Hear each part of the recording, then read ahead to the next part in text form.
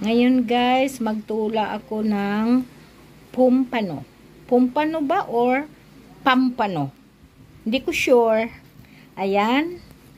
Lagyan ko lang siya guys ng sibuyas, kamatis, luya. Tapos lagyan ko din siya ng malunggay. Ayan, dahon sa sibuyas, pangpasarap, dagdag lasa yan guys. Ayan, simulan na natin. Ay, nalimutan ko pala guys. Meron pala siyang kasamang hipon. Ayan, tinulang pumpano na may hipon. Wow, ang sarap nito guys. Sana magustuhan nyo. And sa dili pa naka-subscribe sa aking channel, please mag-subscribe na. And i-click ang notification bell upang updated kayo sa aking mga simpleng luto na masarap. Ayan, ang ating pumpano. Ito na guys, nagpakulo na tayo ng ating kaserola. Nilagay ko na yung ating hipon. Ayan. Ng kamatis at luya at sibuyas, nandyan na rin.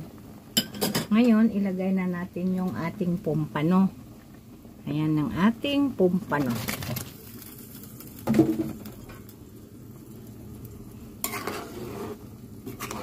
Yan, ang sarap yan guys. Ayan, fish muna tayo ngayon para masarap at healthy na ulam.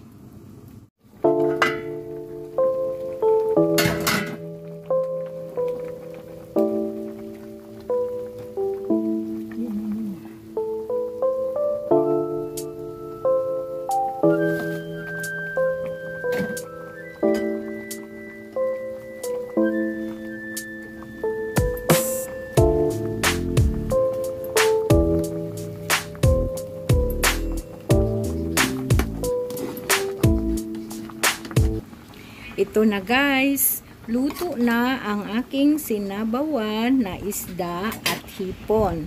At siguradong magustuhan ninyo yan guys, ang lasa, napakasarap niyan. And huwag kalimutan mag-subscribe sa aking YouTube channel. Thank you for watching. God bless to all.